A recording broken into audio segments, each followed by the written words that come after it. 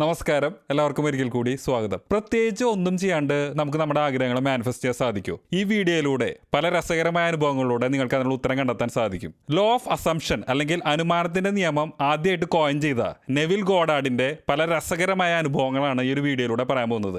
Law of consciousness, നമ്മുടെ ബോധത്തിന്റെ നിയമം എന്ന് പറയുന്നത് നമ്മുടെ ബോധമാണ് നമ്മുടെ റിയാലിറ്റിക്ക് നമ്മെ സഹായിക്കുന്നത്. അപ്പോൾ നമ്മുടെ ബോധത്തെ മാറ്റാൻ സാധിച്ചു കഴിഞ്ഞു കഴിഞ്ഞാൽ നമ്മുടെ റിയാലിറ്റി മാറ്റാൻ സാധിക്കുമെന്നതാണ് ഇതിന്റെ ഏറ്റവും അടിസ്ഥാനപരമായിട്ടുള്ള സത്യം എന്ന് പറയുന്നത്. അപ്പോൾ ഇതുപോലുള്ള വീഡിയോസ് നിങ്ങൾക്ക് ഇഷ്ടമാണെങ്കിൽ ഈ ചാനൽ സബ്സ്ക്രൈബ് ചെയ്യുന്ന കാര്യം പരിഗണിക്കുക. അപ്പോൾ ആദ്യത്തെ ആ രസകരമായിട്ടുള്ള അനുഭവം ഒരു പട്ടാളക്കാരന്റെ ഒരു ജീവിതാനുഭവമാണ്.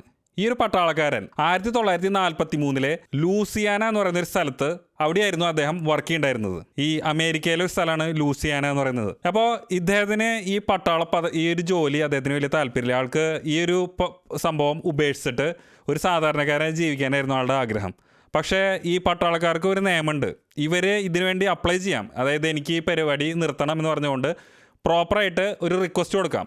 പക്ഷേ ആ റിക്വസ്റ്റ് അക്സെപ്റ്റ് ചെയ്തില്ലെങ്കിൽ പിന്നെ അയാൾക്ക് വീണ്ടും അവിടെ കണ്ടിന്യൂ ചെയ്യേണ്ടതായിട്ട് വരും. സാധാരണ രീതിയിൽ അപ്പീലിങ്ങിന് പോകാനായിട്ട്, അതായത് ഇങ്ങനെ അത് റിജക്റ്റ് ചെയ്ത് കഴിഞ്ഞാൽ പിന്നെ അപ്പീലിങ്ങിന് പോകാനുള്ള സ്കോപ്പ് അവിടെ ഇല്ല. അപ്പോൾ ഇയാൾ ഈ ഒരു സോൾജിയർ, ഈ ഒരു പട്ടാള പദവി ഉപേക്ഷിച്ചിട്ട് ഇയാൾക്ക് നാട്ടിൽ പോകാനായിട്ട് ഇയാൾ ഒരു റിക്വസ്റ്റ് കൊടുത്തു ഇയാളുടെ ഉയർന്ന മേധാവിക്ക്. 4 മണിക്കൂറിനുള്ളിൽ അയാൾക്ക് റെസ്പോൺസ് കിട്ടി. അത് റെഫ്യൂസ് ചെയ്തിട്ട് അത് നിരസിച്ചു.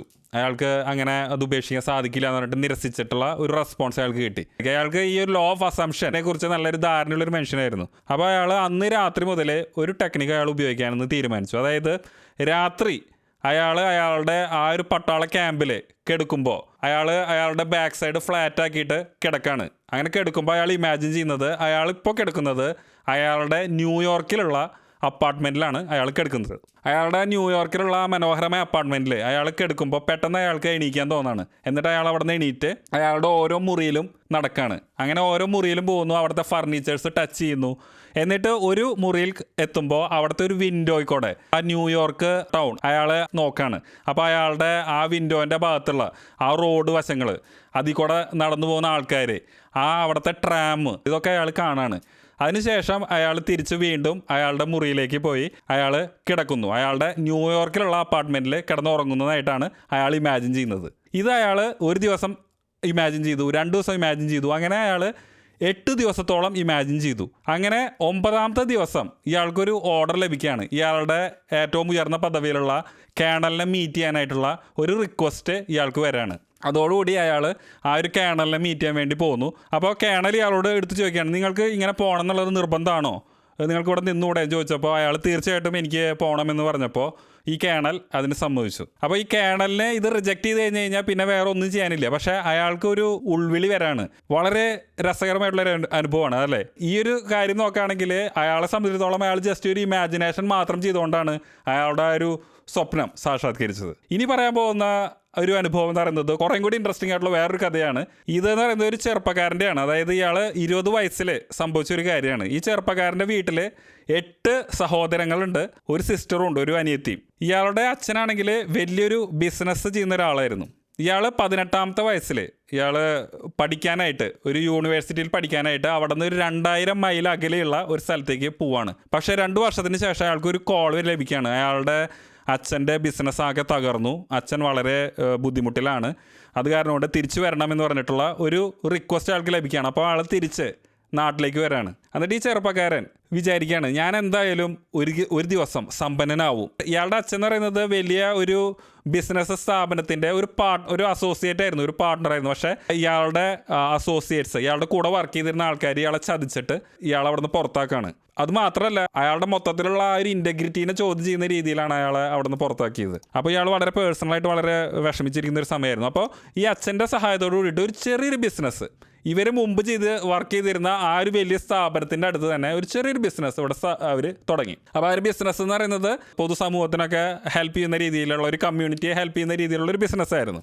അപ്പോൾ ഈ പുള്ളിക്കാരൻ എന്ന് പറഞ്ഞു കഴിഞ്ഞാൽ എല്ലാ ദിവസവും കാലത്ത് ഈ വലിയ ഓഫീസിൻ്റെയും ഈ ഫ്രണ്ടിൽ കൂടെയാണ് പോകുന്നത്. അതുപോലെ തന്നെ രാത്രി അതിലെ തന്നെ തിരിച്ചു പോകുന്നു. ഒരു ദിവസം ഇയാൾ ആ വലിയ ബിൽഡിങ് നോക്കുമ്പോൾ അതിൻ്റെ മുമ്പിൽ ഒരു ബോർഡ് വെച്ചിട്ടുണ്ട്, ആ ബിസിനസ്സിൻ്റെ ആ ഓണേഴ്സിൻ്റെ പേര് വെച്ചിട്ടുള്ളത്. അത് കാണുമ്പോൾ അയാൾക്ക് അത്ഭുതം തോന്നാണ്.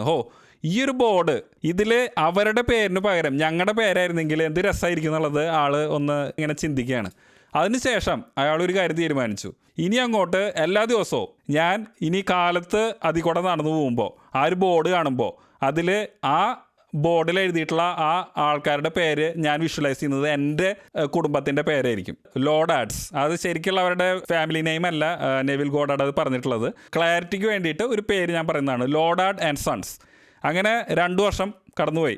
ഈ ഒരു കാര്യം അദ്ദേഹത്തിൻ്റെ അമ്മയോടും പറഞ്ഞു, ഞാനിങ്ങനെ ഇമാജിൻ ചെയ്യുന്നുണ്ട് നമുക്ക് ആ ഒരു ബിസിനസ് അതുപോലെ തന്നെ ബിസിനസ് നമുക്ക് തിരിച്ചെടുക്കാൻ പറ്റും എന്നൊക്കെ. പക്ഷെ അമ്മ മോനെ നിരുത്സാഹപ്പെടുത്തി, വെറുതെ അനാവശ്യമായിട്ടുള്ള കാര്യങ്ങളും ചെയ്യേണ്ട, അങ്ങനെ കൂടുതൽ അതിലേക്ക് ആ ഡിസയർ വന്നു കഴിഞ്ഞാൽ ഒരു പക്ഷേ ഡിപ്രഷനിലേക്ക് പോകാനുള്ള സാധ്യതയുണ്ടെന്നുള്ള രീതിയിൽ അമ്മ ഇയാളൊന്ന് ഡിസ്കറേജ് ചെയ്യാൻ ശ്രമിച്ചു. പക്ഷേ ഇയാളതിനൊന്നും കൂട്ടാക്കിയില്ല, സ്ഥിരമായിട്ട് വിഷ്വലൈസ് ചെയ്തു.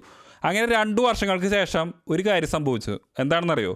ആ വലിയ ആ ഒരു ബിസിനസ് അത് അവർക്ക് പരാജയപ്പെട്ടു. അതായത് ആ ഒരു ബിൽഡിങ് അവർക്ക് സെല് ചെയ്യേണ്ട ഒരു അവസ്ഥയിലെത്തി. അപ്പോൾ അവിടെ കുറേ ബിസിനസ് മാഗ്നറ്റുകളുണ്ട് ഈ ഒരു ബിസിനസ് എടുക്കാനായിട്ട് ആഗ്രഹിക്കുന്നത്. ഇവരെ സംബന്ധിച്ചിടത്തോളം ആണെങ്കിൽ പ്രത്യേകിച്ച് അങ്ങനെ അത് മേടിക്കാനായിട്ട്, ആ ഒരു ബിസിനസ് മേടിക്കാനായിട്ടുള്ള അവസ്ഥയൊന്നും ഉണ്ടായിരുന്നില്ല.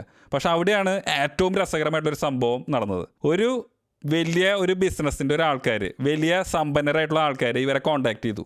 എന്നിട്ട് ഇവരോട് ചോദിച്ചു, നിങ്ങൾക്ക് ഈ ഒരു സ്ഥാപനം മേടിക്കാൻ ആഗ്രഹമുണ്ടോ, ഈ ഒരു ബിസിനസ് മേടിക്കാൻ ആഗ്രഹമുണ്ടോ?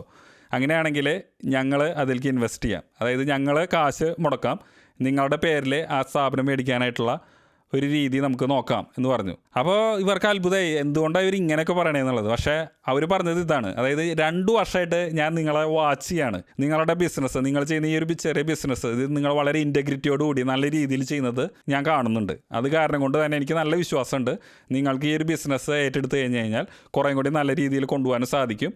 അങ്ങനെ ആ ഒരു ധാരണയിലെത്തുകയും അവർക്ക് ആ ഒരു വലിയൊരു ബിസിനസ് അവർക്ക് തിരിച്ചെടുക്കാൻ സാധിക്കുകയും ചെയ്തു. അങ്ങനെ ആ ഒരു വലിയൊരു സ്ഥാപനം തിരിച്ചെടുത്ത് കഴിഞ്ഞപ്പോൾ അയാൾ ഇമാജിൻ ചെയ്ത പോലെ തന്നെ ആ ബോർഡ്, അവരുടെ പേര്, അവരുടെ ഫാമിലി നെയിമിൻ്റെ ആ ബോർഡ് വയ്ക്കാൻ സാധിച്ചു. പിന്നെ കുറേ വർഷങ്ങൾക്ക് ശേഷം കുറേ അധികം ബിസിനസ്സുകൾ അവർക്ക് ഉണ്ടാക്കാൻ സാധിച്ചു. അങ്ങനെ അവർ വലിയൊരു ബിസിനസ് മാഗ്നറ്റായി മാറുകയും ചെയ്തു. ഇനി പറയാൻ പോകുന്നത് രസകരമായിട്ടുള്ള വേറൊരു അനുഭവമാണ്.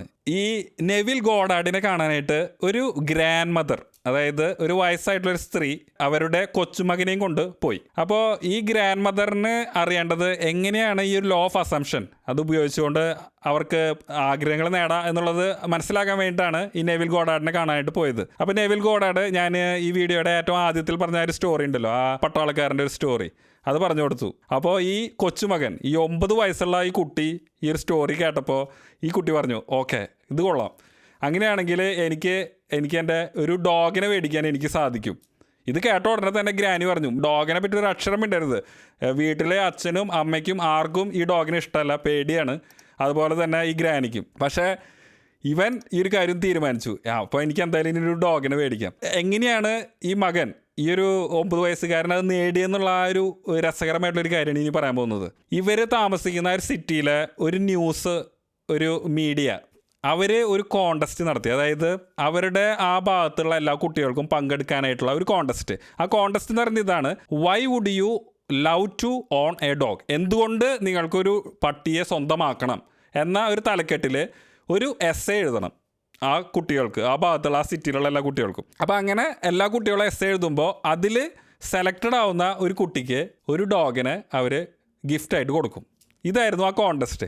അപ്പോൾ ഈ കുട്ടി ഇത് മനസ്സിലാക്കിയിട്ട് ഈ കുട്ടി ഈ കോണ്ടസ്റ്റിൽ പങ്കെടുത്തു, വളരെ മനോഹരമായിട്ട് ഒരു എസ്സേ എഴുതി. ആ കോണ്ടസ്റ്റിൽ ഈ കുട്ടി വിജയിച്ചു. അങ്ങനെ ഇവർക്ക് ഒരു ഡോഗിനെ ലഭിച്ചു. അപ്പോൾ ഈ കുട്ടി ഇമാജിൻ ചെയ്തിരുന്നത് ഇങ്ങനെയാണ്, അതായത് കിടന്നുറങ്ങണ സമയത്ത് ഇങ്ങനെ ഒരു സ്വന്തമായിട്ടൊരു ഡോഗ് ആ കുട്ടിയുടെ കൂടെ തന്നെ കിടക്കുകയാണ്. അപ്പോൾ ആ ഡോഗിൻ്റെ മേത്തൊക്കെ ടച്ച് ചെയ്യുന്നതും അതിനങ്ങനെ നന്നായിട്ട് തലോടുന്നതും ഒക്കെ ഇമാജിൻ ചെയ്തിട്ടാണ് ഈ കുട്ടി ഉറങ്ങാറുള്ളത്. അപ്പോൾ അതുപോലെ തന്നെ സംഭവിച്ചു. ഇതിൻ്റെ ഏറ്റവും രസകരമായ സംഭവം എന്ന് പറയുന്നത്, ആ കുട്ടി ഇമാജിൻ ചെയ്തിരുന്ന ഡോഗ് ഏതാണെന്നറിയോ? കോളി എന്ന ഇനത്തിൽപ്പെടുന്ന ഒരു ഡോഗായിരുന്നു.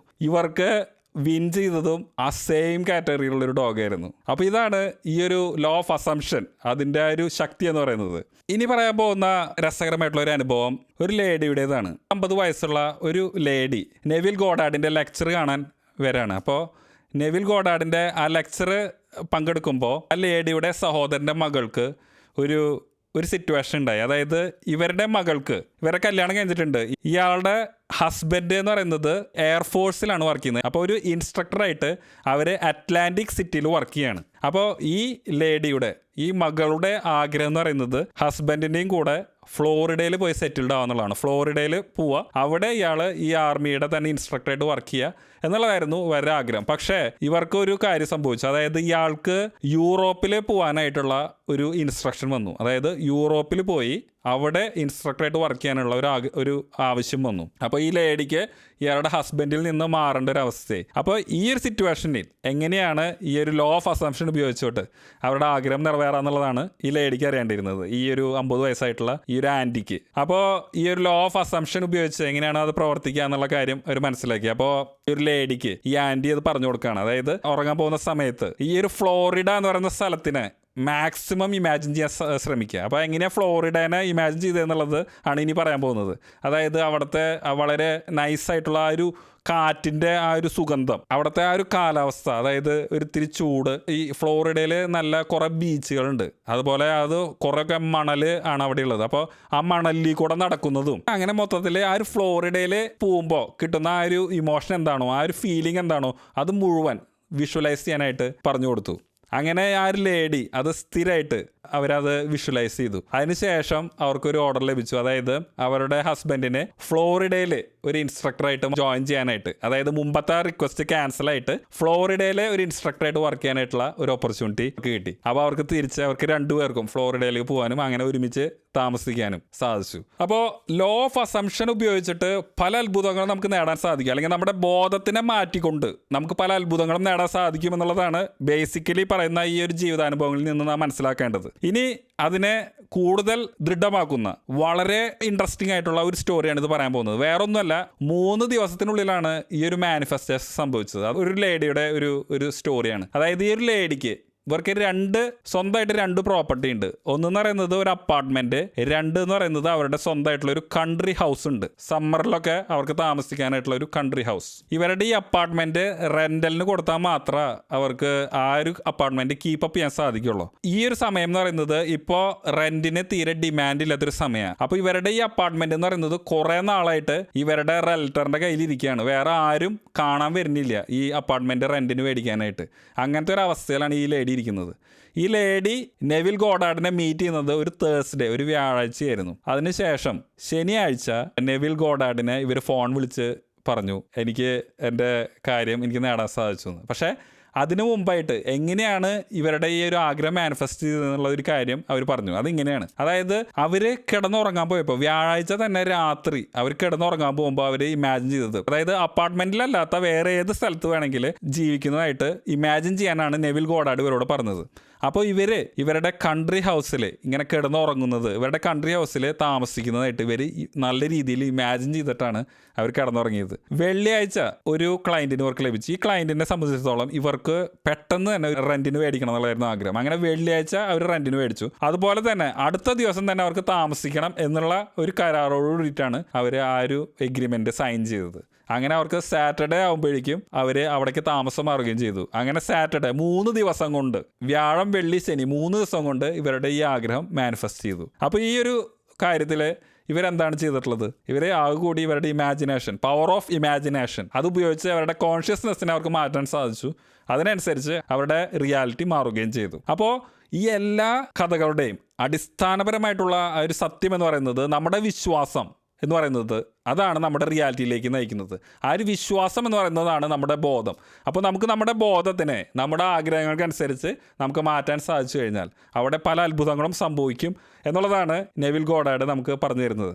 അപ്പോൾ ഈ വീഡിയോ കാണുന്ന നിങ്ങൾക്ക് എല്ലാവർക്കും നിങ്ങളുടെ ഏറ്റവും നല്ല ഇൻറ്റൻഷനോട് കൂടിയിട്ടുള്ള ആഗ്രഹങ്ങൾ സംഭവിക്കുന്നതിന് ഈ വീഡിയോ നിങ്ങളെ സഹായിക്കട്ടെ എന്ന് ഞാൻ ആശംസിക്കുന്നു. ഇതുപോലെ ഇൻട്രസ്റ്റിംഗ് ആയിട്ടുള്ള വീഡിയോസായിട്ട് ഞാൻ വീണ്ടും വരുന്നതായിരിക്കും. അതുവരെ നിങ്ങൾക്ക് എല്ലാവർക്കും എൻ്റെ നന്ദി, നമസ്കാരം. Have A nice day.